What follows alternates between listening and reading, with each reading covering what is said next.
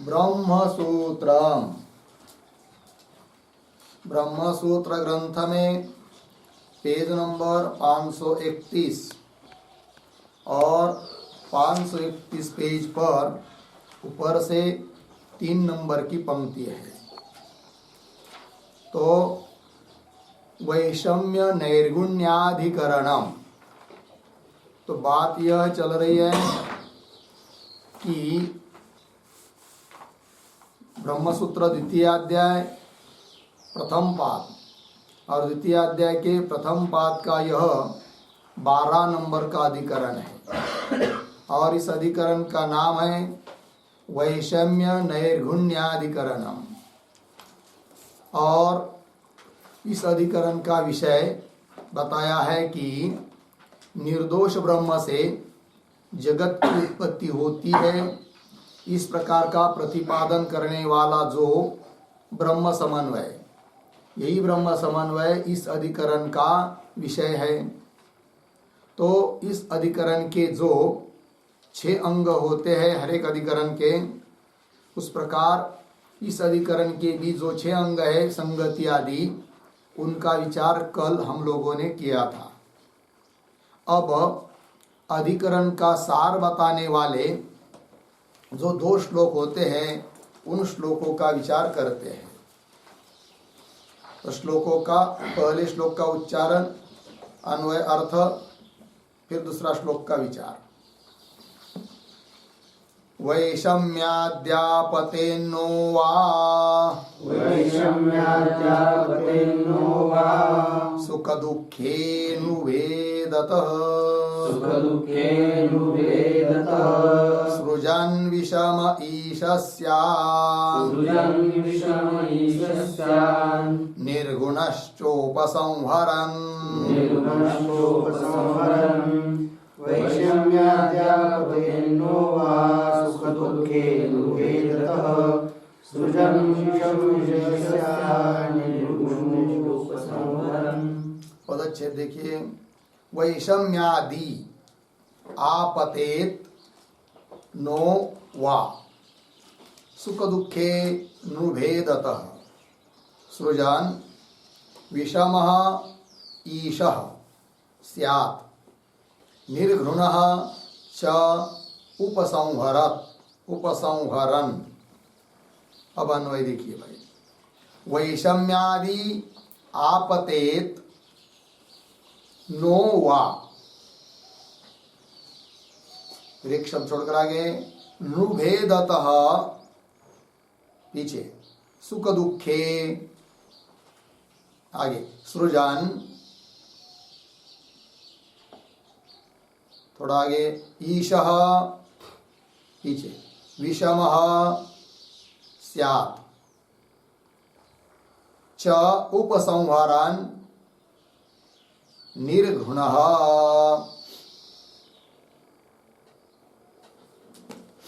देखो भाई, तो इस जगत का उत्पन्न करता जो परमात्मा ईश्वर ब्रह्म, उसने वैषम्यादि विषमता वगैरह दोष आपतेत नोवा, उसमें दोष प्राप्त होते हैं या नहीं, क्योंकि इतने बड़े जगत को निर्माण किया और इस जगत को समान रूप से उत्पन्न तो किया नहीं। किसी को पशु बनाया, किसी को देवता बनाया, किसी को पुरुष बनाया, अर्थात किसी को अत्यंत सुखी बनाया देवता लोगों को, किसी को अत्यंत दुखी बनाया पशु पक्षादि को, और कुछ ऐसे बनाए मनुष्य आदि कि सुख दुख समान वाले। तो विचित्र यह सृष्टि है। इस प्रकार के विषम सृष्टि को बनाने वाला ईश्वर यदि आप मानते हो, तो उस ईश्वर में वैषम्यादि दोष प्राप्त होते हैं या नहीं होते हैं, यह संशय। इस पर पूर्व पक्षी बोल रहा है कि नृभेदतः सुख दुःखे सृजन् ईशः विषमः। वो कहता है कि ईश्वर में विषमता और नैर्गुण्य दोनों भी दोष प्राप्त होते हैं। क्यों?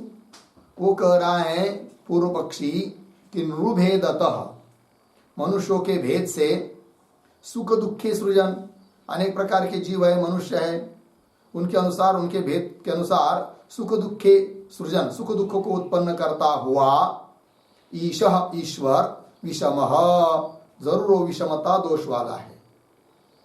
और इतना ही नहीं, तो निर्घृण अर्थात निर्दयता इस दोष वाला भी है। कौन? ईश्वर। कौन कह रहा है? पूर्व पक्षी। कैसे? च उपसंवरण, कभी वो क्या कर देता है, इस पूर्ण विश्व का, जगत का उपसंहार अर्थात नाश कर देता है, प्रलय कर देता है। इतने बड़े जगत का प्रलय करना है क्या अच्छी बात है क्या? कोई एक आदमी की हिंसा करता है तो वो भी निंदे हो जाता है, हिंसा करने वाला। तो इतने बड़े विश्व की हिंसा कर देता है, अतः वो निर्घृण है, निर्दय है।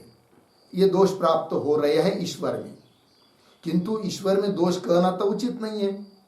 अतः इस जगत के प्रति कारण ईश्वर को मत मानो, ये पूर्व पक्षी का अभिप्राय है। यदि ईश्वर को मानेंगे तो उसमें दोष प्राप्त होंगे, और दोष वाला ईश्वर मानना उचित नहीं है। तो उसके अपेक्षा ये जगत का कारण, उत्पन्न होने का कारण, जगत को निर्माण करने वाला कोई प्रधान आदि किसी चीज को मान लो, ईश्वर को मत मानो। और ईश्वर यदि कारण नहीं है जगत के लिए, यह बात जब सिद्ध हो जाएगी तब पीछे बताया हुआ ब्रह्म समन्वय उसका भी बाध हो जाएगा, विरोध हो जाएगा। ये कह रहा है, अपेक्षा है, अभिप्राय है पूर्व पक्षी का। ये पूर्व पक्षी का श्लोक हुआ। और यहाँ पर निर्घृण ये जो पद आया है शब्द, उसका अर्थ है निर्दय। निर्घृण मतलब निर्दय। ठीक, आगे चलिए। अब सिद्धांती क्या कहते हैं, इस बात को बताना है अगले श्लोक से। तो श्लोक का उच्चारण, प्राण्यनुष्ठित धर्मादि मपेक्षेश प्रवर्तते नातो वैषम्य नैर्घृण्ये संसारस्तु न चादिमान्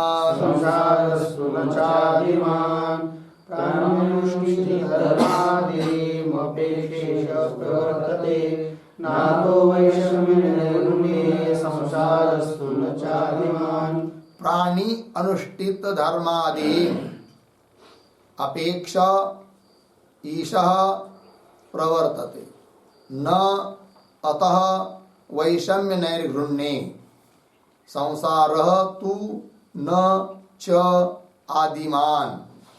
अब अन्वय, एक शब्द छोड़कर आ गया है, दो शब्द, हाँ दो शब्द छोड़कर आ गया ना, ईशः,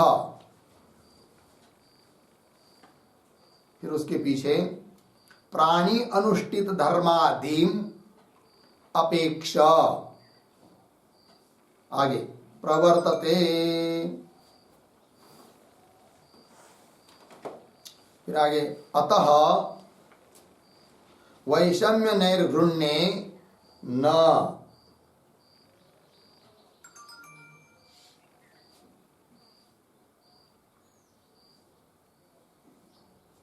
वैषम्य नैर्घृण्ये न। देखो भाई आगे, च पीछे संसार तु, आगे आदिमान, पीछे न। अर्थ देखिए भाई, तो सिद्धांती कह रहे जगत के प्रति कारण तो परमेश्वर ही है, परमात्मा ही है, किंतु उस पर जो पूर्व पक्षी तुमने दोष दिखाए कि वैषम्य नैर्घृण्य, वो दोष नहीं आते हैं। क्यों नहीं आते हैं, इसके लिए हेतु भी दे रहे हैं कि ईशः प्राणी अनुष्ठित धर्मादिम अपेक्ष प्रवर्तते। ईश ईश्वर, ईश्वर प्रवर्तते, प्रवृत्त होता है जगत निर्माण करने के लिए, किंतु प्राणी जो है जीव, उनके द्वारा अनुष्ठित जो धर्मादिक, आदि शब्द से अधर्म, धर्म अधर्म, शुभ कर्म अशुभ कर्म, पुण्यात्मक कर्म पापात्मक कर्म, उनका जो अनुष्ठान उन्होंने अपने जीवन में किया होगा कभी मनुष्य के शरीर में जब रहे होंगे तब, तो उस धर्मादिक की अपेक्षा करके प्रवृत्त होता है ईश्वर जगत बनाने के लिए। अर्थात जिस जीव का पुण्य रहेगा उसको सुख का भागीदार बना देता है, जिसके पाप रहेगा उसको पशुआदि योनि में ढकेल देता है ईश्वर, और समान पाप पुण्य रहेगा तो मनुष्य योनि में ढकेल देता है, निर्माण कर देता है। अतः ईश्वर में कोई दोष नहीं है। यदि ईश्वर प्राणियों के कर्म की अपेक्षा न करके जगत को बनाता तब तो ये कहना ठीक था पूर्व पक्षी का कि क्यों ईश्वर ने एक को देवता बनाया, एक को पशु, एक को मनुष्य, और मनुष्य में भी बहुत सारे भेद, ऐसा क्यों किया। इसका मतलब उसमें वैषम्य नैर्गुण्य दोष है। ये दोष तब आता जब प्राणी कर्म निरपेक्ष अपेक्षा न करके ईश्वर जगत को बनाता, किंतु दोष इसलिए नहीं आता है कि प्राणी कर्म की अपेक्षा करके ईश्वर जगत को बनाता है, अतः कोई दोष नहीं। वही कह रहे ईशः ईश्वर प्राणी अनुष्ठित धर्मादिम अपेक्षा प्रवर्तते। आगे अतः इसलिए वैषम्य नैर्गुण्य न, विषमता और निर्गुणता निर्दयता यह दोष ईश्वर में नहीं है। इस पर कदाचित पूर्व पक्षी बोलेगा अच्छा ठीक है, पीछे पीछे के कर्म आगे आगे के जन्म के लिए, जीवों के जन्म के लिए कारण है। इसका मतलब यही निकला, अर्थात ईश्वर उन कर्मों की अपेक्षा करके कर्म की सहायता से सृष्टि बना देता है, अतः ईश्वर में कोई दोष नहीं। यह आपने कह दिया सिद्धांति ने। किंतु हे सिद्धांति एक बात बताओ कि इस सर्ग में जो विषमता है उसके लिए कारण पीछे के सर्ग में जो जीव थे उनके कर्म, पीछे के सर्ग में भी जो विषमता थी उसके लिए कारण उसके पीछे वाले सर्ग में जो विद्यमान जीव थे उनके कर्म। तो ये तो ठीक है, पीछे पीछे के कर्म आगे आगे के सृष्टि के लिए कारण है, किंतु जब ये सृष्टि सबसे पहले निर्माण हुई, बिल्कुल पहले, उस समय में भी तो उस सृष्टि में विषमता होगी ही। उस विषमता का कारण कौन बताओ। वो कहेंगे, तुम कहोगे सिद्धांति कि उसके पीछे वाले सृष्टि कर्म, तो हम ये बात नहीं पूछ रहे ना, हम तो एकदम शुरू की सृष्टि के बारे में पूछ रहे, एकदम पहली। तो उस समय कर्म कहां से लाओगे आप बताओ।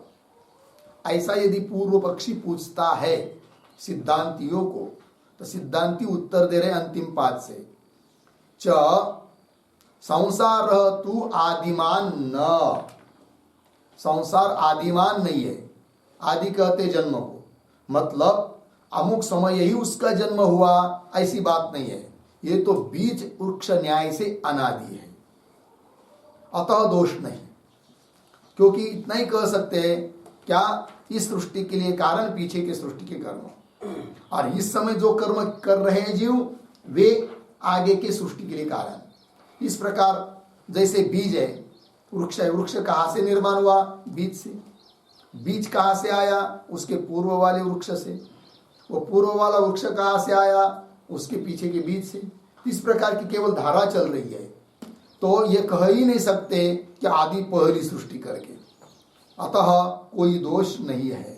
ये सिद्धांतियों का उत्तर। ठीक है, ये बात हो गई। तो ये दो श्लोकों के द्वारा अधिकरण का तात्पर्य बता दिया ग्रंथकार ने। अब आगे चलते हैं सूत्र और श्लोकों में, सूत्र और भाष्य में। तो इस अधिकरण का सबसे पहला जो सूत्र है उसका उच्चारण करते हैं, उसका अर्थ देखते हैं, फिर उसके ऊपर जो भाष्य है इसका विचार करेंगे। तो सूत्र है वैषम्य नैर्गुण्ये न सापेक्षत्वात् तथा ही दर्शयति। वैषम्य नैर्गुण्ये न सापेक्षत्वात् तथा ही दर्शयति। तो अब इस सूत्र के बारे में भी हम लोग लिख लेते हैं। लिखेंगे सूत्रावतरणम बराबर पूर्वाधिकरणे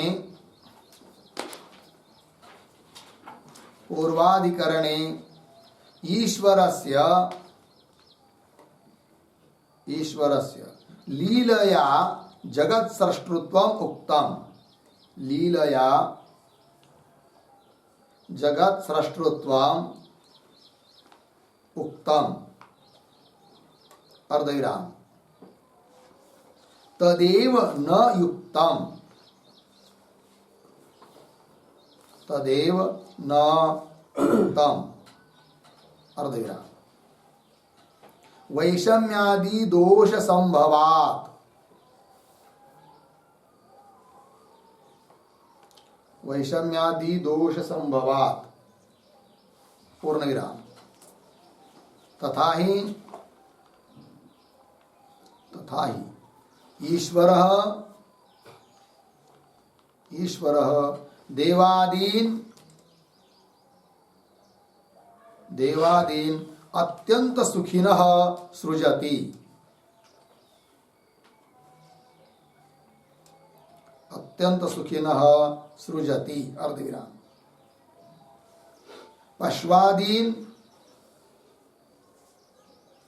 पश्वादीन अत्यंत दुःखिनः, अत्यंत दुःखिनः अर्धविराम मनुष्यान् मध्यमान सृजति, मध्यमान सृजति पूर्णविराम एवं तारतम्येन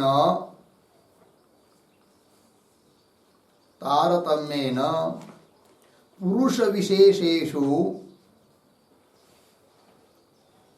विशेषेषु सुख दुःखे सृजन ईश्वरः विषमः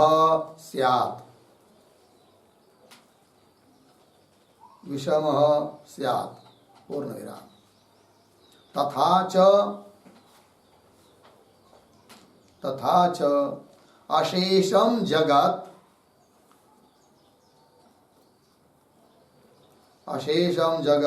उपसंहरन्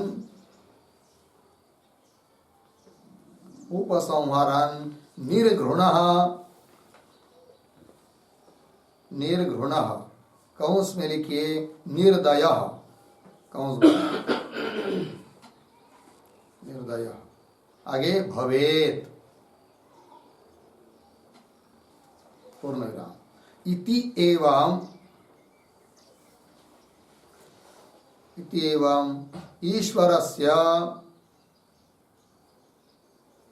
ईश्वरस्य वैषम्य नैर्घृण्ये भवतः,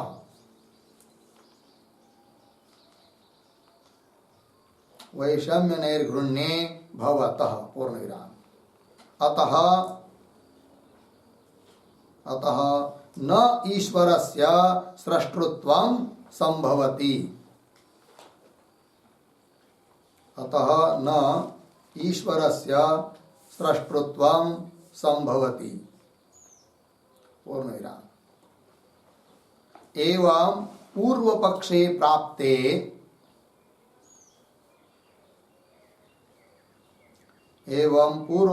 प्राप्ते आह, फिर नीचे के पंक्ति में सूत्रम बराबर वैषम्य नैर्घृण्ये न सापेक्षत्वा तथा ही दर्शयति, ये सूत्र 2:1:34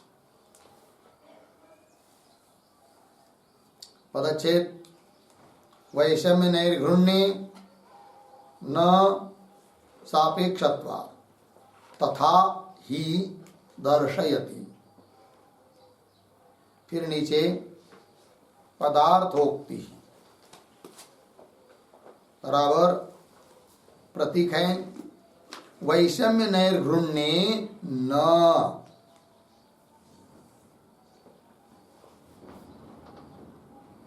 वैषम्य नैर्घृण्ये न बराबर ब्रह्मणः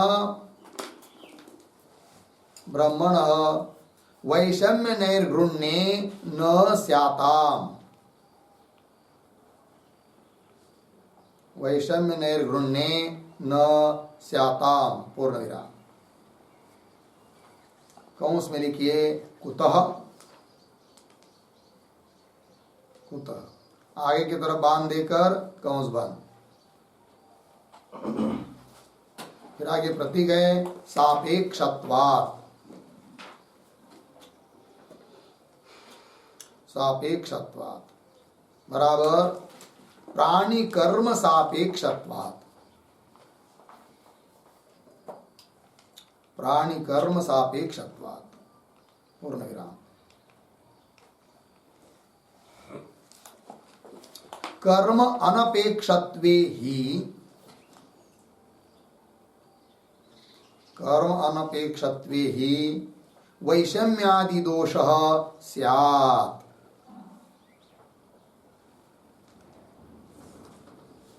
वैषम्यादि दोषः स्यात् पूर्ण विराम। आगे न च सापेक्षत्वे, न च सापेक्षत्वे अनीश्वरत्व प्रसंगः,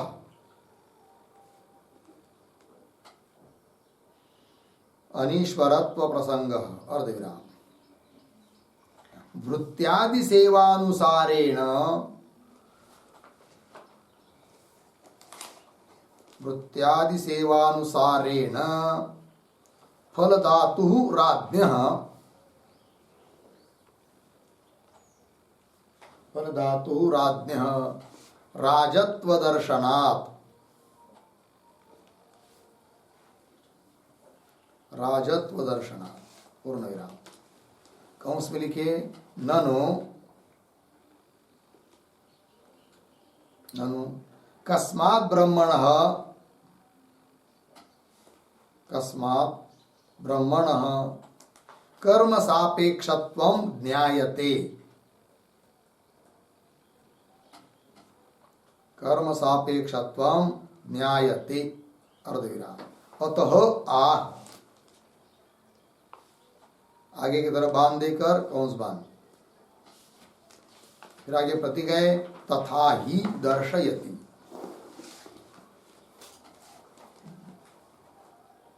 तथा ही दर्शयति बराबर उद्धरण चिन्ह में एष ही एव साधु कर्म कारयति, एष ही एव साधु कर्म कारयति उद्धरण चिन्ह बन, साधु कर्म कारयति उद्धरण चिन्ह बन। कौशत्य के उपनिषद 3-2-8, 3-2-8 आगे इत्यादि श्रुति ही ब्रवीति,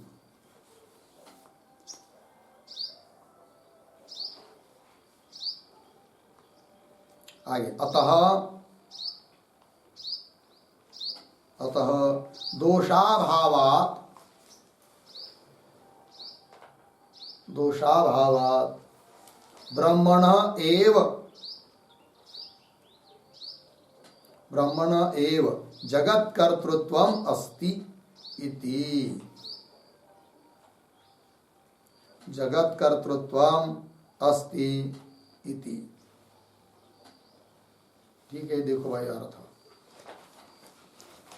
तो सूत्रावतरण में लिखा है पूर्वाधिकरणे, पीछे के अधिकरण में क्या बताया?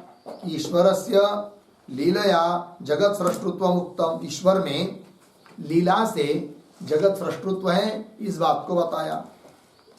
अब पूर्व पक्षी कहता है तदेव न युक्तम, ईश्वर में जगत की उत्पत्ति कर्तृत्व, जगत सृष्टुत्व मानना युक्त नहीं है।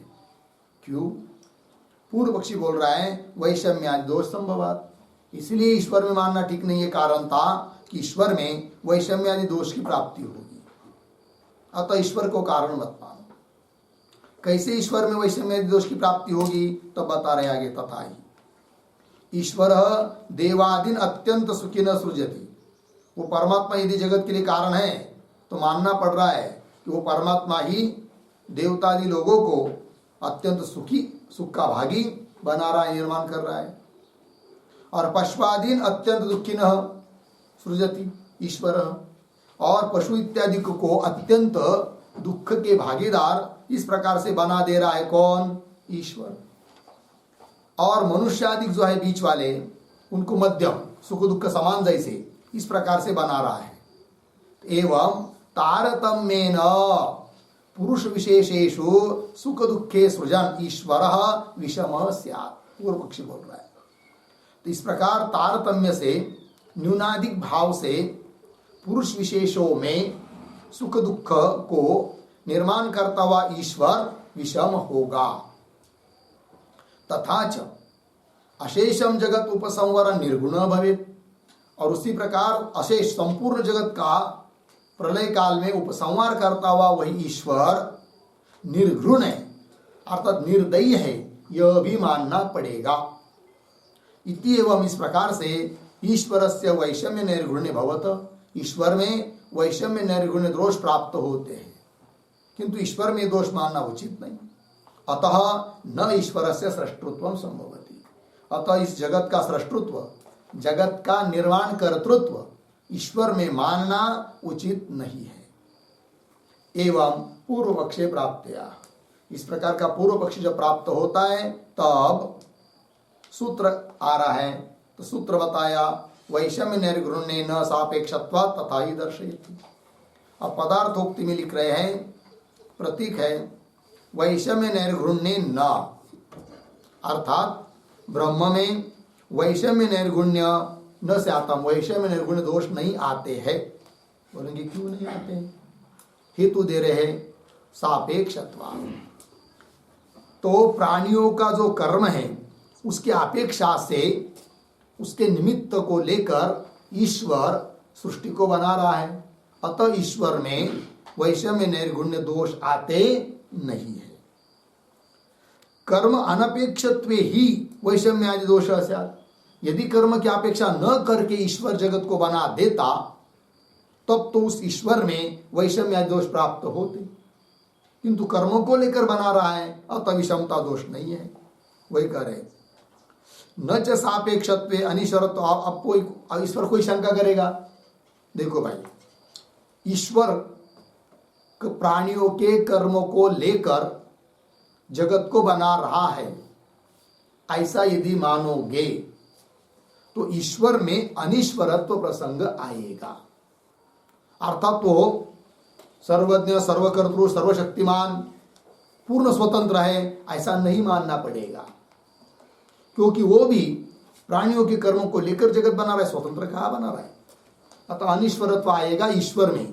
इस प्रकार की कोई करेगा शंका तो वही कह रहे न च सापेक्षत्वे अनिश्वरत्व प्रसंग।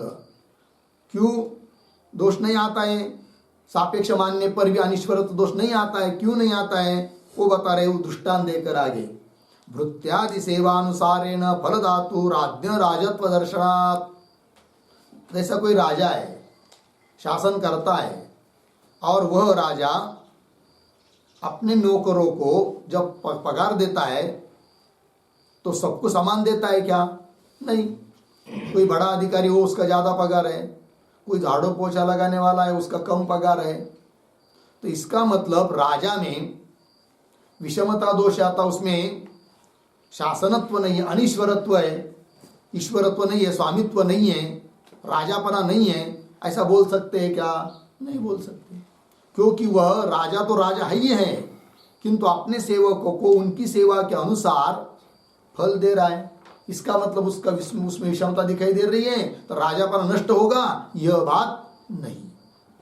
भृत्यादि सेवा अनुसारेण, नौकरों की सेवा के अनुसार, फल धातु राज्ञ, फल देने वाले राजा में जिस प्रकार राजत्व दर्शनात्, शासनत्व देखने को मिलता ही है, राजापना, उस प्रकार ईश्वर भी प्राणियों के कर्म के अनुसार भले जगत को निर्माण करके उन प्राणियों को उसी कर्म के अनुसार सुख दुख दे रहा है।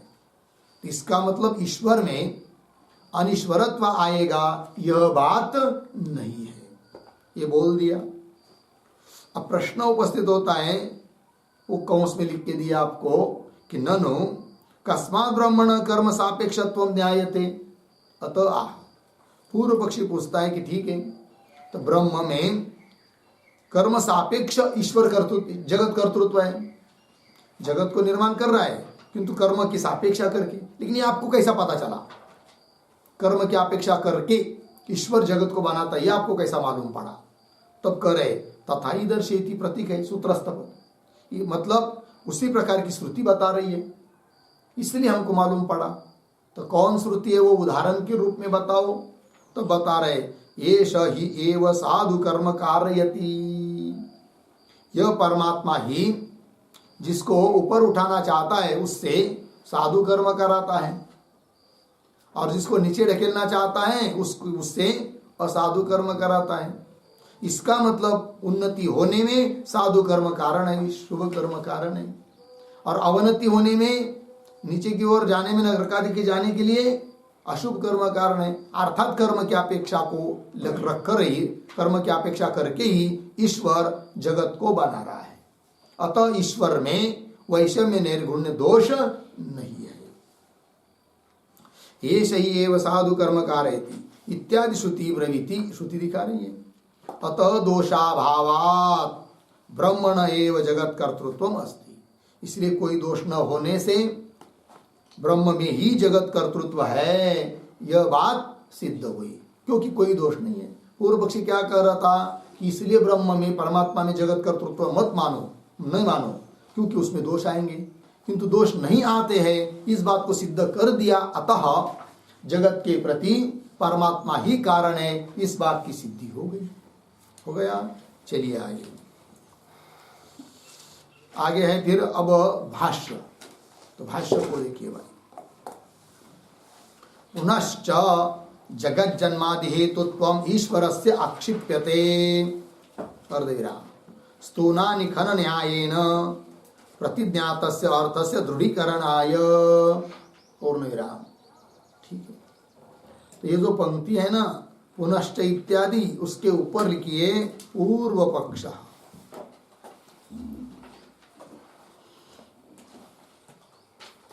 पूर्व पक्ष अपनी बात बोल रहा है। अब थोड़ा सा शब्दों का अन्वय, 2-3 शब्द छोड़कर शुरू के आगे आया है ईश्वरस्य, वहां से पकड़ते हैं। तो ईश्वरस्य, फिर उसके पीछे आइए जगत जन्मादि हेतुत्वम, 2-3 शब्द छोड़कर आगे प्रतिज्ञातस्य अर्थस्य, उसके पीछे स्तूना निखनन न्यायेन, स्तूना निखनन न्यायेन, आगे अंतिम में दृढ़ीकरणाय, फिर शुरू में पुनः च, आगे आक्षिप्यते।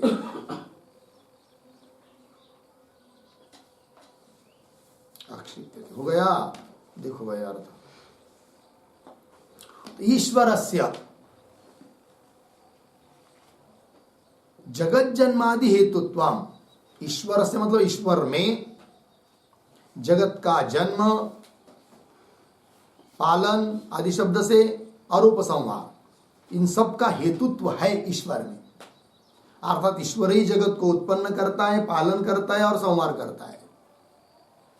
जगत जन्मादि हेतुत्वम लग गया। क्या जी आगे प्रतिज्ञा, ये जो है जन्म हेतुत्व, ये सब प्रतिज्ञातस्य अर्थस्य, इस प्रकार का जो प्रतिज्ञात अर्थ है, जिसकी पीछे शुरू में प्रतिज्ञा की थी, कहां पर की थी प्रतिज्ञा? जन्माद्यस्य यतः, कि ये जगत के जन्मादि जिससे है, उस परमात्मा से है, ये प्रतिज्ञा है। अर्थात जगत के प्रति परमात्मा कारण ही प्रतिज्ञा हुई। तो देखिए आगे प्रतिज्ञातस्य अर्थस्य स्तूना निखनन न्यायेन दृढ़ीकरणाय, प्रतिज्ञात अर्थ को दृढ़ करना है। जिस अर्थ की प्रतिज्ञा पीछे की है उस अर्थ को दृढ़ करना है। कौन अर्थ की प्रतिज्ञा की है? कि इस जगत के प्रति कारण, पालन करता और संहार करता ईश्वर ही है, यह प्रतिज्ञात अर्थ हुआ। और उस अर्थ को और पक्का करना है, दृढ़ करना है। कैसे? न्याय दे दिया एक, स्तूना निखनन न्यायेन। स्तूना कहते हैं क्या? उसको खुंटी, खुंटा, जैसे बैल आदि को बांधने के लिए जमीन में खुंटा गाड़ते हैं, लकड़ी का बनाया हुआ या लोहे का। किंतु खुंटा इस जमीन में ठोकने के बाद पुनः उसको वो आदमी ठोकने वाला, पक्का करने वाला हिला के देखता है पक्का बैठा है या नहीं बैठा है। यदि हिल रहा है तो और उसको मजबूत ठोक देता है, पक्का कर देता है जिससे उखड़ न जाए, है कि नहीं। उसको कहते स्तूना निखनन न्याय। उसी स्तूना निखनन न्याय से अब ग्रंथकार आक्षेप करके उसी चीज को पुनः बताना चाहते हैं। तो किस अर्थ को दृढ़ करना है? जिस अर्थ की प्रतिज्ञा कर चुके हैं पीछे, जन्माद्यस्य तो इत्यादि के पर, तो उसी अर्थ को स्तूना निखनन न्याय से दृढ़ करने के लिए क्या जी, दृढ़ीकरणाय शुरू में पुनः च आक्षिप्यते, पुनः उस पर क्या कर रहे, आक्षेप कर रहे, और आक्षेप करके समाधान देना है तो वह अर्थ दृढ़ हो जाएगा फिर। ठीक है, आइए तो इस पंक्ति में एक पद आया है प्रतिज्ञातस्य अर्थस्य, उस पर एक छोटा वाक्य लिखिए। ब्रह्म एव जगत कारणम,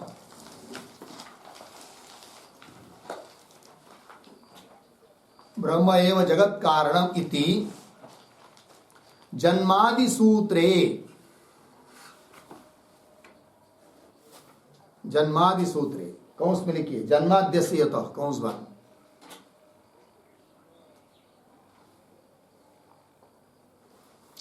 ठीक। आगे प्रतिज्ञात अर्थ,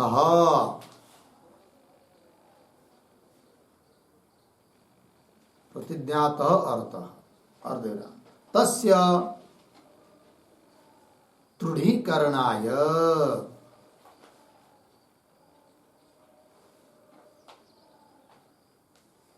तस्य दृढ़ीकरणाय। ठीक है, देखो भाई अर्थ, ब्रह्मैव जगत कारण, ब्रह्म ही जगत के लिए कारण है।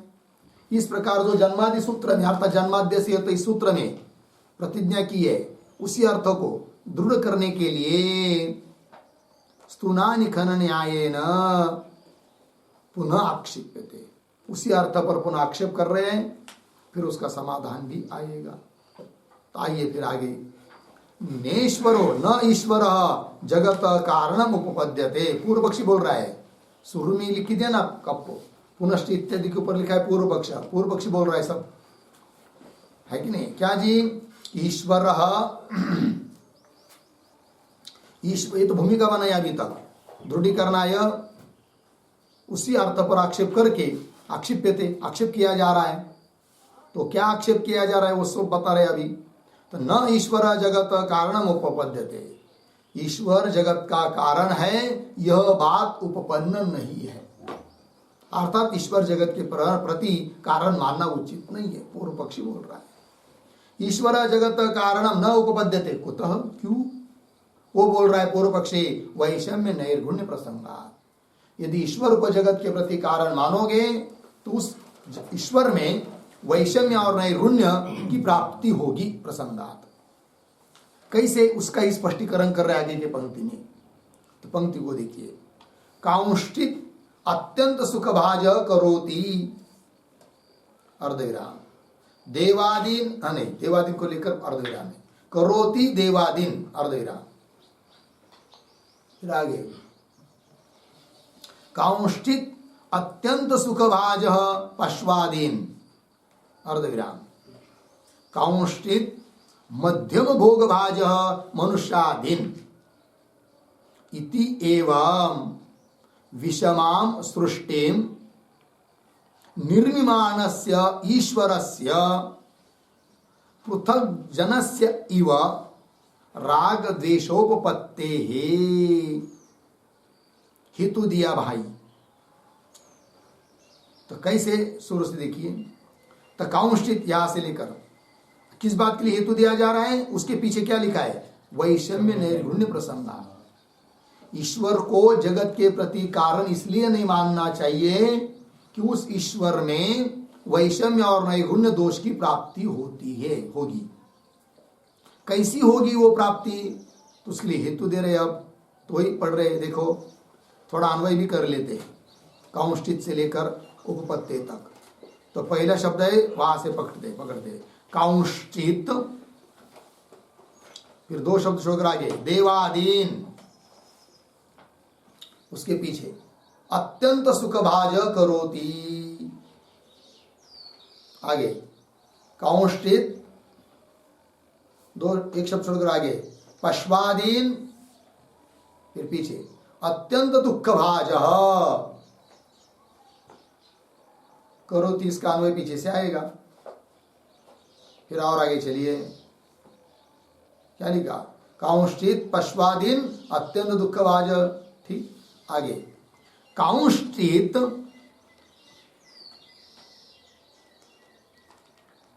एक शब्द छोड़कर आगे मनुष्यादीन, फिर उसके पीछे मध्यम भोग भाज, मध्यम भोग भाज। आगे इति एवं विषमाम सृष्टिम निर्मिमानस्य, आगे सरले निर्मिमानस्य ईश्वरस्य पृथग्जन्यस्य इव राग द्वेषापत्ते। ठीक, अर्थ देखो भाई। काउंष्टित देवादीन अत्यंत सुखभाज, कुछ देवादिकों को, मतलब इस पूर्ण विश्व में कुछ हुए देवादिक, कुछ हुए पशुआदिक, कुछ हुए मनुष्यादिक। तो कुछ ऐसे जो देवादिक है उन देवादिकों को अत्यंत सुखभाज करोति, अत्यंत सुखी बना देता है। स्वर्ग के देव वहाँ अमृत पीने के लिए कामधेनु कल्पतरु सब कुछ है, चिंतामणि, इसलिए उनको कोई दुख नहीं, अत्यंत सुखभाज, सुख का भागीदार बना दिया।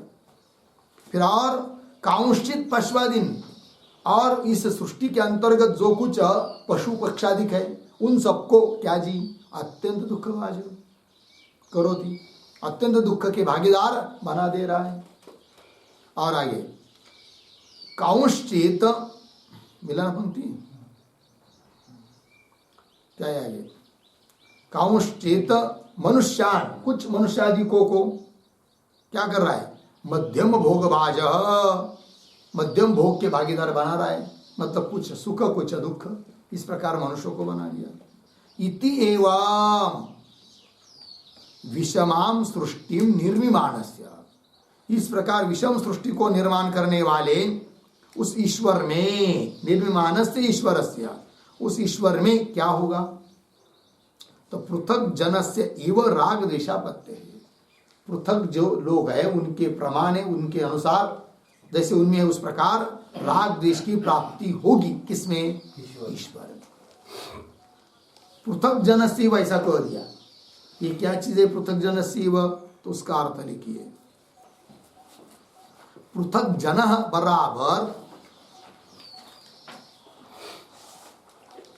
पृथक जन बराबर पामर जन इत्यर्थ। पामर जन, ठीक देखो भाई।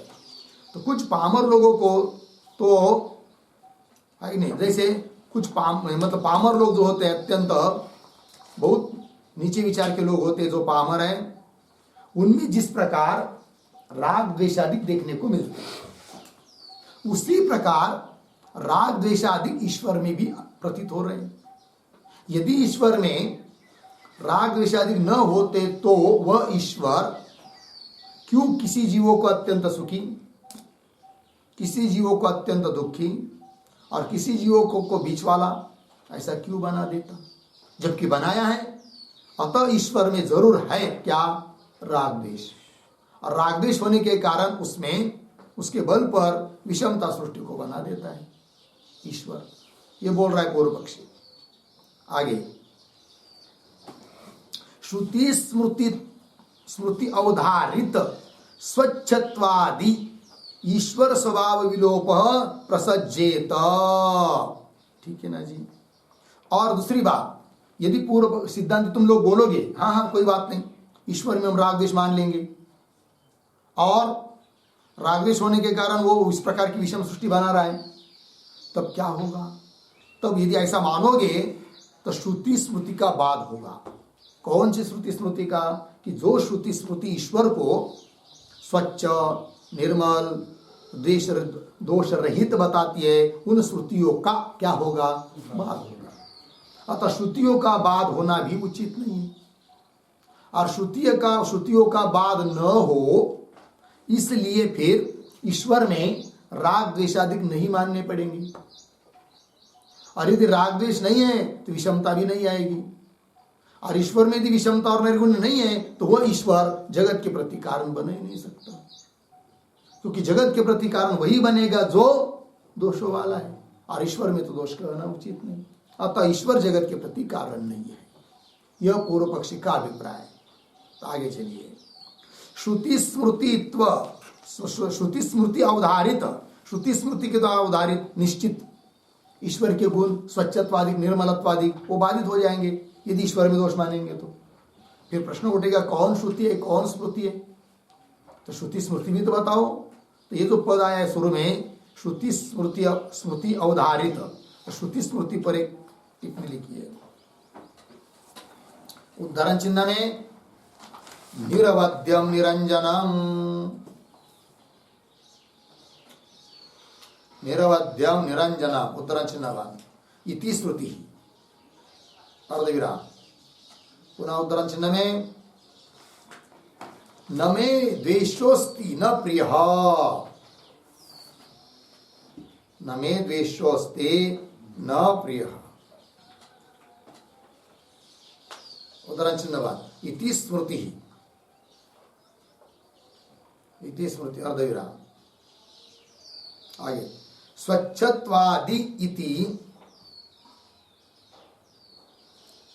स्वच्छत्वादि इति आदिपदेन,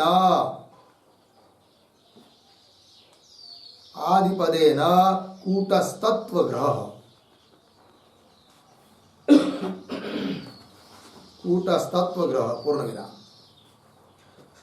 आगे, स्वच्छत्वादि च असौ, स्वच्छत्वादि च असौ ईश्वर स्वभाव च इति विग्रह, ईश्वर स्वभाव च इति विग्रह।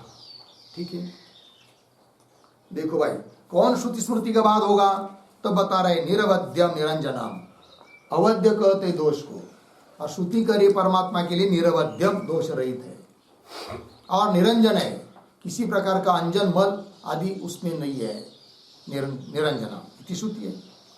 और स्मृति भी है, न मे द्वेषोस्ति न प्रिय, भगवान करे न मेरे न कोई प्रियता का विषय है, इति स्मृति।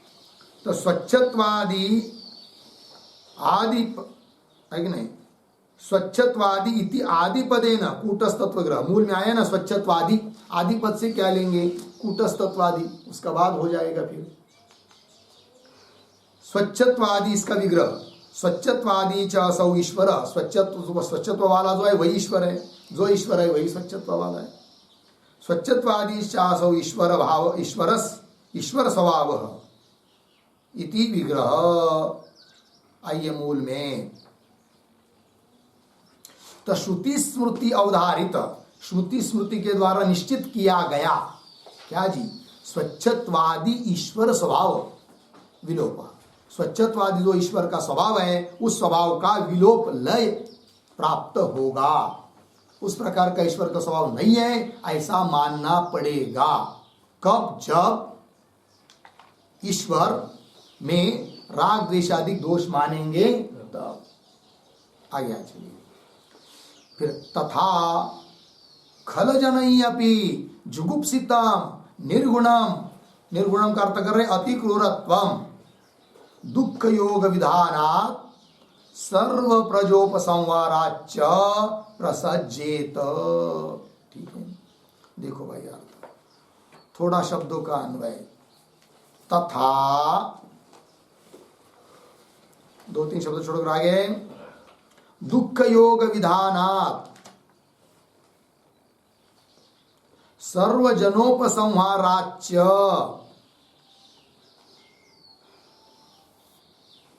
फिर पीछे आइए बीच वाला, खल जनई अपि जुगुप्सितम निर्गुणम, निर्गुणम का अर्थ अति क्रूरत्वम, फिर अंतिम में प्रसज्जेत। देखो भाई अर्थ,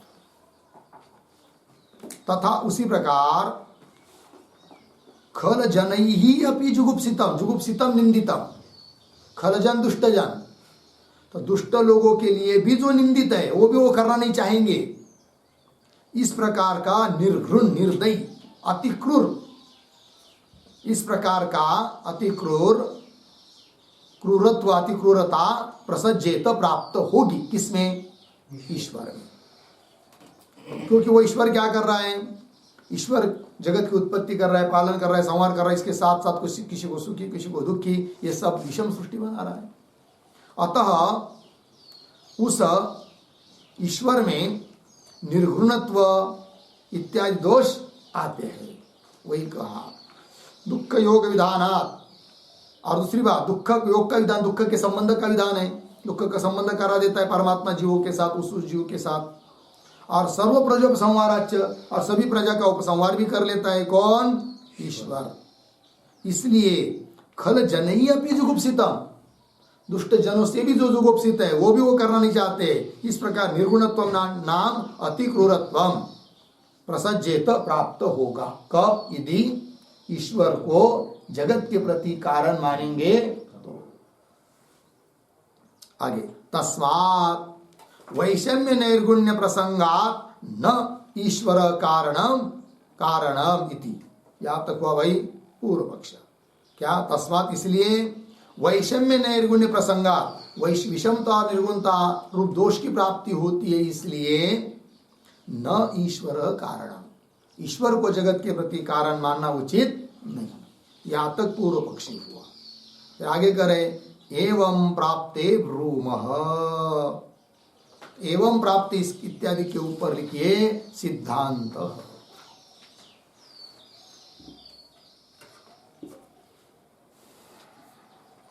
हो गया ना? देखो भैया अर्थ एवं प्राप्ति मतलब इस प्रकार पूर्व पक्षी प्राप्त होने पर ब्रूम, वयम ब्रूम, सिद्धांति बोल रहे हम अब इस पर उत्तर देते हैं।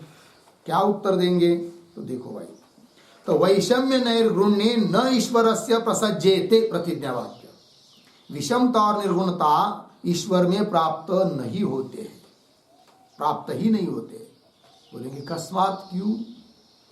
तो हेतु दे रहे सापेक्षत्वात्, सूत्रस्थ पद है, सापेक्षता उसमें है, किसी न किसी अपेक्षा करके वो कार्य कर रहा है, अतः उसमें निर्दयत्व निर्गुणत्व दोष नहीं है। कस्मात् असापेक्षत्वात्। आगे न तु निरपेक्षस्य निर्मातृत्वम अस्ति, उस परमात्मा में निरपेक्षस्य निर्मातृत्वम, निरपेक्ष रूप से वो परमात्मा जगत को बनाता है या किसी की अपेक्षा करके वह परमात्मा जगत को बनाता है? क्या उत्तर? तो किसी चीज की अपेक्षा करके ही ईश्वर जगत को बनाता है, अतः यह दोष नहीं आएगा निर्गुणत्व। ठीक है,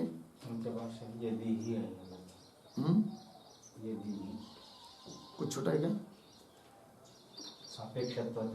अच्छा, इति एवं प्राप्ते, सिद्धांत मिल गया।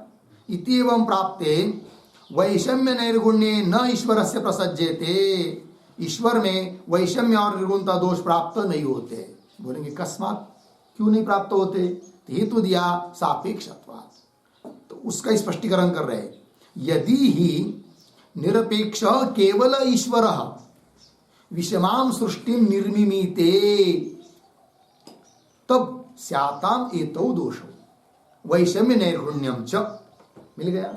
देखो, यदि ही यदा कदाचित ईश्वर निरपेक्ष होकर प्राणियों के कर्म की अपेक्षा न करके निरपेक्ष केवल ईश्वर विषमाम सृष्टि निर्मिमीते, विषम सृष्टि को बना देता, निर्माण करता, तब तो क्या जी? स्याताम एतौ दोषौ, एतौ दोषौ स्याताम, ये दोष प्राप्त होते। कौन दोष?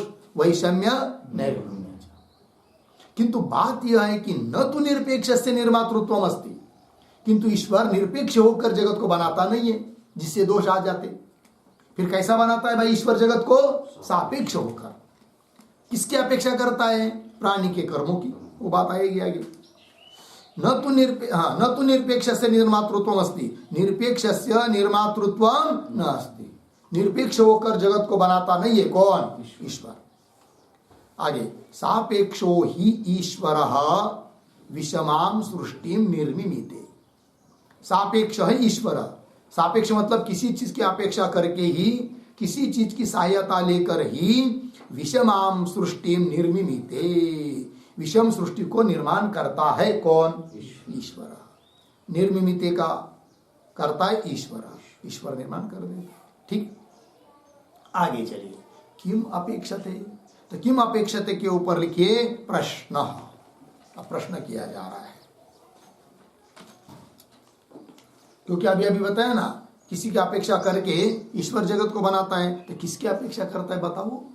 वही करे। किम अपेक्षते इति चेत, इस प्रकार यदि कोई प्रश्न करता है तो उत्तर दे रहे धर्माधर्मऊ अपेक्षते इति वदाम। तो धर्माधर्म इसके ऊपर लिखिए उत्तरम। ठीक है, देखो भाई यार, तो धर्माधर्म अपेक्षते, वह ईश्वर धर्म अधर्म की क्या कर रहा है? अपेक्षा कर रहा है जगत बनाने के लिए। इति वदाम, ऐसा हम उत्तर देते हैं।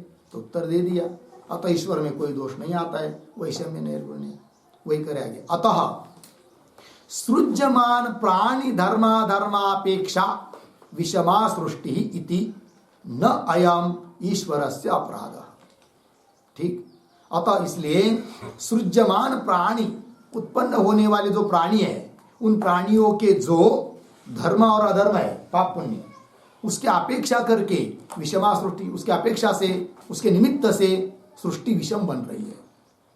सृष्टि विषम बनने के लिए कारण ईश्वर नहीं है। सृष्टि में विषमता आने के लिए कारण प्राणियों का कर्म है। ये बात, विषमा सृष्टि इति न अयम ईश्वर से अपराध, इसलिए ईश्वर का कोई दोष नहीं, अपराध नहीं है। आगे चलिए, ईश्वर, फिर ईश्वर कैसा कारण है? तब बता रहे हैं कि ईश्वर तो पर्जन्यवत् द्रष्टव्य। ठीक, अब ये जो पंक्ति है ना, ईश्वर तो इत्यादि, उसके पूर्व में एक वाक्य लिखते हैं अवतारान, ननु तर्हि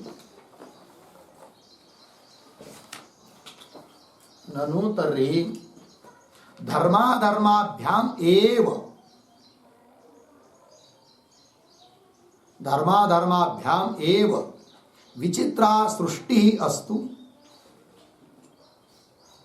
विचित्रा सृष्टि अस्तु अर्धविराम। किम ईश्वरेण, प्रश्न चिन्ह, इति हत आह ईश्वरस्तु। ठीक है, देखो भाई अर्थ, ननु पूर्व पक्षी बोल रहा है क्या अभी अभी जो बात कही थी भाष्य में कि सृष्टि विषम बन रही है, उसके लिए कारण ईश्वर नहीं, प्राणियों का कर्म, और प्राणी की कर्म की अपेक्षा करके ईश्वर जगत को बनाता है। तब इस पर पूर्व पक्षी बोलता है, यदि प्राणी के कर्म की अपेक्षा करना ही है तो उस प्राणियों का कर्म ही जगत को बना देता है, ऐसा मान लो। बीच में ईश्वर मानने की क्या जरूरत है? पूर्व पक्षी बोल रहा है धनु तर्हि धर्माधर्माभ्याम एव, धर्माधर्म के द्वारा ही विचित्रा सृष्टि, विलक्षण विषम ऐसी सृष्टि हो जाती है, ऐसा मान लो। किम ईश्वरेण, ईश्वर को मानने का क्या काम? किम ईश्वरेण ऐसा ही कहेगा, उत्तर दे रहे ईश्वरस्तु इत्यादि पंक्ति से। ईश्वर तो पर्जन्यवत् द्रष्टव्य। पर्जन्य मतलब मेघ, मेघ की तरह समझना चाहिए किसको? ईश्वर। ठीक है, तो कैसा भाई ये दृष्टांत? तो उस दृष्टांत का स्पष्टीकरण कर रहे आगे, यथा ही पर्जन्य व्रीह्यवादी सृष्टौ साधारणं कारणं भवति, अर्धविराम। व्रीह्यवादी वैषम्ये तु तत्तद् बीजगतानि एव असाधारणानि सामर्थ्यानि कारणानि भवन्ति, अर्धविराम। यहां तक इतने अर्थ कर लेते हैं। दृष्टांत का स्पष्टीकरण किया है। यथाई पर्जन्य है कि नहीं? पर्जन्य मेघ क्या करता है? व्रीह्यवादी सृष्टौ साधारणं कारणं भवति। चावल है कि नहीं, ज्वार गेहूं आदि जो भी फसल आ रही है, उन सभी फसलों के प्रति पर्जन्य, वृष्टि या मेघ कारण नहीं है क्या? है, वो साधारण कारण है। फिर कोई बोलेगा यदि मेघ ही कारण है और सभी जगह एक तरह से वृष्टि हो रही है तो क्यों किसी के खेत में गन्ना, किसी के खेत में मिर्ची, किसी के खेत में इमली, ऐसे अलग अलग फसल क्यों हो रही है? गेहूं, चवा, चना, दावल, व्री, चावल आदि, है कि नहीं? कारण कौन है? मेघ।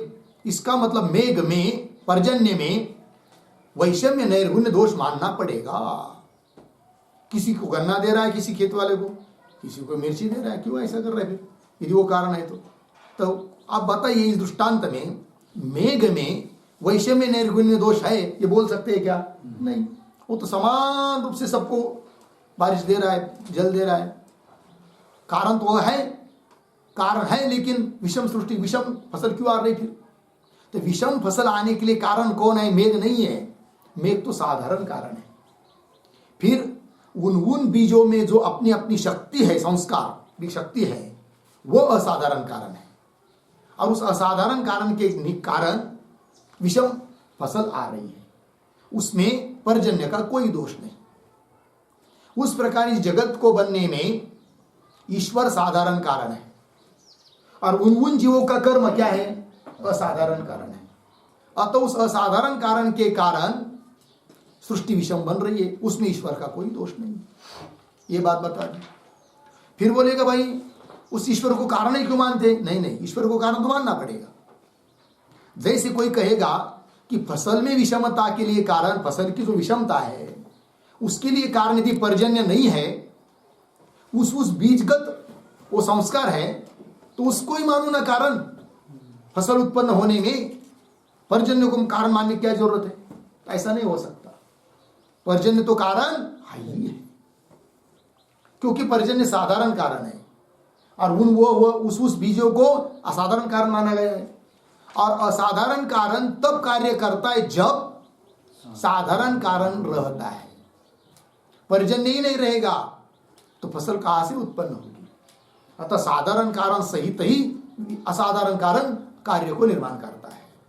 उसी प्रकार ईश्वर साधारण कारण है और कर्म असाधारण कारण है, और केवल कर्म से ही विषम सृष्टि बन रही है ऐसा मान नहीं सकते, क्योंकि साधारण कारण ईश्वर को माने बिना असाधारण कार्य को उत्पन्न नहीं कर पाएगा। अतः ईश्वर मेघ की तरह है, यही दृष्टांत दिया भाई। तो यथा ही पर्जन्य व्रीयवादी सृष्टौ साधारण कारणम भवति, और असाधारण कौन है? फिर वही करे आगे, व्रीयवादी वैषम्य तो, व्रीयवादी फसल की विषमता में तो तत्तद बीजगतानि, उस बीजों में विद्यमान जो संस्कार आदि है, जो भी उनके धर्म है, बीजगतानि एव असाधारणानि सामर्थ्यानि कारणानि भवन्ति। उन बीजों में जो अपना अपना असाधारण सामर्थ्य है, वह असाधारण सामर्थ्य उस फसल की विषमता के लिए कारण है। असाधारणानि सामर्थ्यानि कारणानि भवन्ति, ये दृष्टांत हुआ। इसी प्रकार एवं ईश्वरः देव मनुष्यादि सृष्टौ साधारणं कारणं भवति। इसी प्रकार ईश्वर भी देव मनुष्यादि सृष्टि को उत्पन्न करने में क्या है? साधारण कारण है। लग गया जी? सृष्टौ साधारणं कारणं भवति, आया ना अंतिम वाक्य, उस पर एक टिप्पणी लिखते थोड़ी सी,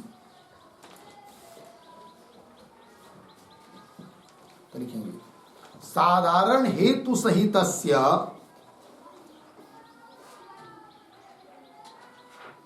साधारण हेतु सहितस्य एव साधारण हेतु सहितस्य एव असाधारण हेतोः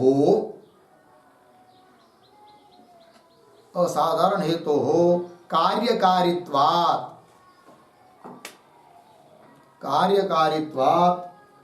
न ईश्वर वैयर्थ्यम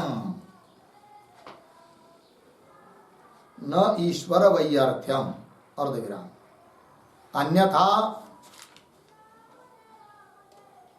अन्यथा पर्जन्य वैयर्थ्य प्रसंगात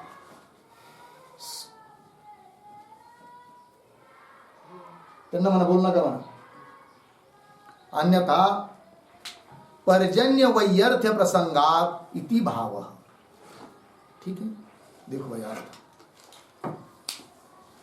साधारण हेतु सहित एव असाधारण हेतु कार्य कारित्वा. साधारण हेतु को लेकर ही असाधारण कारण कार्य को करता है, इसलिए न ईश्वर वैयर्थ्य.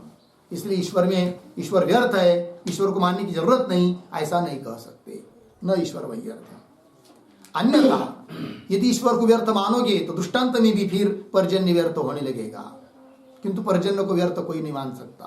पर्जन्य के बिना फसल होगी ही नहीं. तो वही कह रहे अन्यथा पर्जन्य वैयर्थ प्रसंगात इति भाव. लग गया पंक्ति. आइए आगे. सृष्टौ साधारणं कारणं भवति. आगे देव मनुष्यादि वैषम्य तो. अब देव मनुष्यादि की विषमता होने में क्या कारण है फिर? तो बोल रहे देव मनुष्यादि वैषम्य तो तत्तज्जीवगतानि एव असाधारणानि कर्माणि कारणानि भवन्ति. देव मनुष्य इत्यादि की विषमता होने के लिए तत्तज्जीवगतानि उस जीव में विद्यमान जो असाधारण कर्म, हर एक जीव का अलग अलग कर्म है, धर्माधर्म, असाधारण कर्माणि कारणानि भवन्ति. वही कारण है विषमता होने में. एवं ईश्वर सापेक्षत्वात् न वैषम्य नैर्गुण्यभ्याम दुष्यति. एवं इस प्रकार ईश्वर सापेक्ष, किसी की अपेक्षा करके, कर्म की अपेक्षा करके ही जगत को बनाता है, इसलिए न वैषम्य नैर्गुण्यभ्याम दुष्यति. वैषम्य और नैर्गुण्य दोष से दूषित नहीं होता है. कौन? ईश्वर. ठीक है. फिर आगे आ रहा है पंक्ति कथम पुनः अवगम्यति इत्यादि. तो कथम पुनः, इसके ऊपर लिखिए प्रश्न. प्रश्न. ठीक. तो देखो भाई सरल है, 2-3 पंक्ति कर लेते. कथम पुनः अवगम्यते सापेक्ष ईश्वर नीच मध्यम उत्तम संसारम निर्मिमीते इति. कोई प्रश्न कर रहा है कि भाई ठीक है, किंतु ये बात आप कैसे जानते हो कि ईश्वर कर्मादि की अपेक्षा करके ही नीच मध्यम और उत्तम, नीच पशुआदिक, मध्यम मनुष्यादिक, उत्तम देवादिक, इन संसार को उत्पन्न करता है. कर्म की अपेक्षा करके ईश्वर उत्पन्न करता है. ये आपको कैसा मालूम पड़ा, कैसा आपने जाना? ये प्रश्न. तब आगे उत्तर दे रहे हैं सूत्रस्थ पद के माध्यम से. तो प्रतीक है तथा ही दर्शयति, उसके ऊपर लिखिए उत्तराम. उत्तर दे रहे हैं. देखो भैया अर्थ तथा ही दर्शयति. दर्शयति का करता श्रुति. श्रुति दर्शयति, श्रुति दिखा रही है. क्या दिखाती है श्रुति? कि ईश्वर कर्म की सापेक्षा से ही जगत को निर्माण करता है. यह बात वही श्रुति को देखिए. एष ही एव साधु कर्म कारयति तम यम एभ्य लोकेभ्य उन्निनीशते. एषौ एव असाधु कर्म कारयति तम यम अधः निनीशते इति. ठीक है. देखो भाई अर्थ श्रुति के पदों का थोड़ा अन्वय. तो बीच में आया है यम एभ्य लोकेभ्य उन्निनीशते, पीछे ताम, फिर शुरू में एष ही एव साधु कर्म कारयति. एष ही एव साधु कर्म कारयति. हो गया ना. फिर आगे चलिए अंतिम में यम अधः निनीशते, उसके पीछे ताम, फिर उसके पीछे एषौ एव असाधु कर्म कारयति इति. हो गया अर्थ को भाई. यम यम यम पुरुषम, यम जीवम, जिसको परमात्मा क्या करता है? जिसको एभ्य लोकेभ्य उन्निनीशते, जिस जीव को इन लोगों से उन्निनीशते, उन्निनीशते का अर्थ लिखे ऊर्ध्वम नेतुम इच्छति. उन्निनीशते का अर्थ है ऊर्ध्वम नेतुम इच्छति.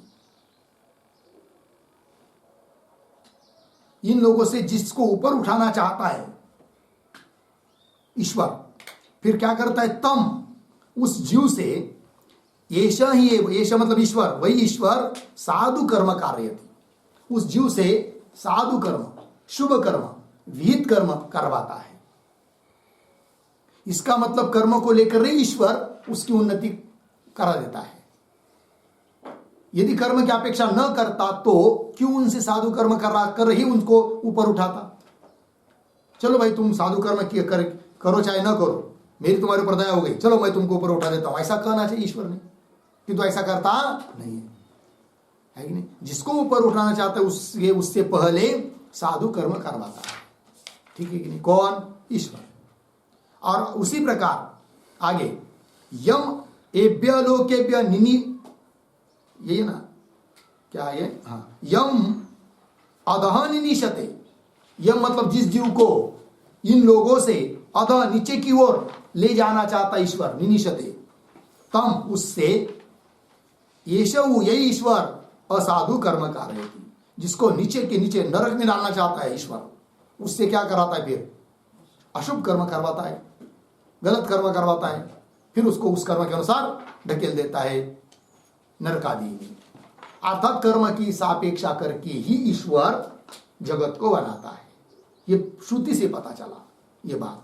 प्रश्न था ये आपको कैसा पता चला कि ईश्वर कर्म की अपेक्षा करके जगत बनाता है, तो उत्तर दिया श्रुति की माध्यम से पता चला। ठीक है जी,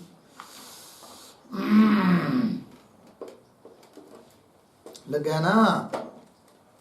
तो ये जो आया है भाई निनिशति इति, याद तक हुआ कि नहीं।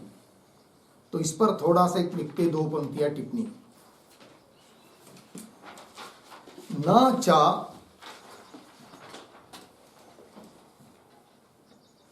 न च कश्चित् जनम साधु, कश्चित् जनम साधु, अर्धविराम, कश्चित् जनम असाधु, कश्चित् जनम असाधु कर्म कारयतः ईश्वरस्य वैषम्यम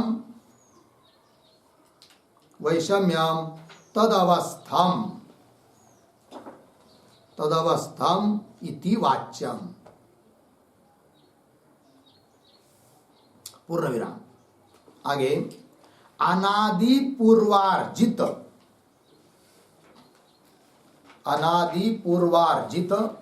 साधु असाधु वासनया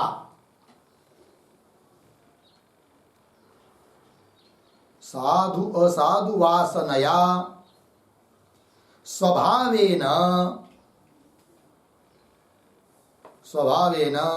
जनस्य तत्तत्कर्मसु प्रवृत्तौ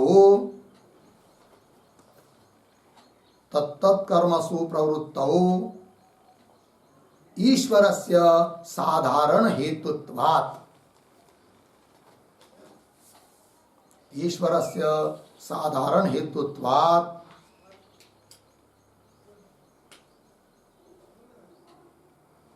ईश्वरः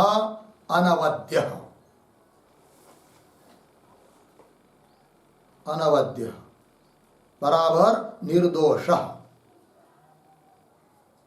निर्दोष अस्ति इति भावः। देखो भाई अर्थ, कोई कहेगा कि नच वाच्यम के साथ न कान भाई, तो कोई क्या कहेगा, अरे भाई ईश्वर में तो पुनः वो वैसा दोष आएगा ही, वैषम्य विषमता दोष। कैसे कि वो ईश्वर कश्चित जन्म साधु, किसी से साधु कर्म करवाता है, किसी से असाधु कर्म कराता है। इसका मतलब ईश्वर में क्या हुआ, फिर विषमता आ गई। क्यों, एक से साधु कर्म करता है, एक से असाधु कर्म करता है, एक का कल्याण करना चाहता है, एक का नहीं कल्याण करना चाहता है। इसका मतलब ईश्वर में तो पुनः दोष आ गया, कौन सा, विषमता। ऐसी कोई शंका करेगा तो असाधु कर्म कर रहे थे ईश्वर से वैषम्यम तदवस्थम, विषमता दोष तो उसी अवस्था को प्राप्त हुआ, अर्थात विषमता दोष आ ही गया। इति वाच्यम न च वाच्यम, ऐसा नहीं कह सकते।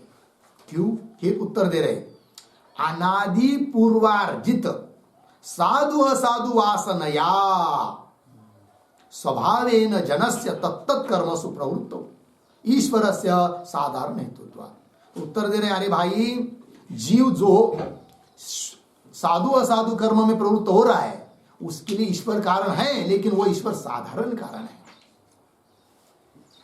फिर असाधारण कारण कौन है? तो उस जीव में विद्यमान वासना।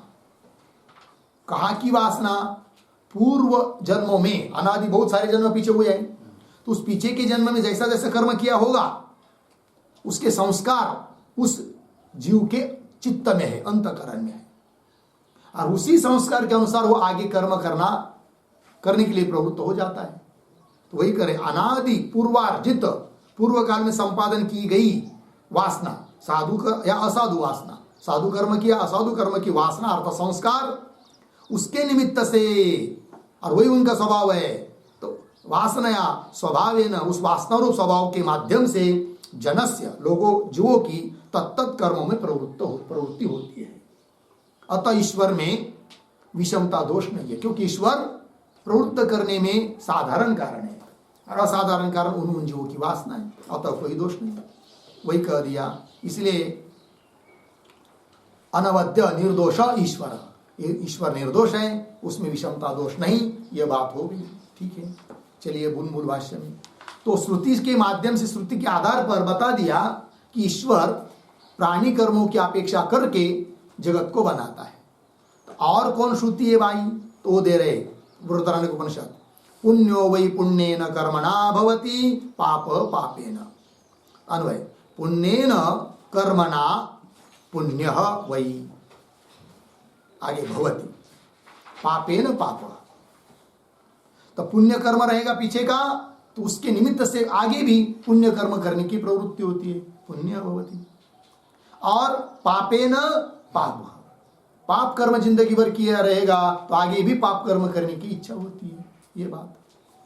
आगे स्मृति ही अपि, श्रुति का प्रमाण दे दिया, स्मृति भी बता रहे, प्राणी कर्म विशेष अपेक्षाम एव ईश्वरस्य अनुगृहीतत्वं निगृहीतत्वं च दर्शयति। कौन? स्मृति।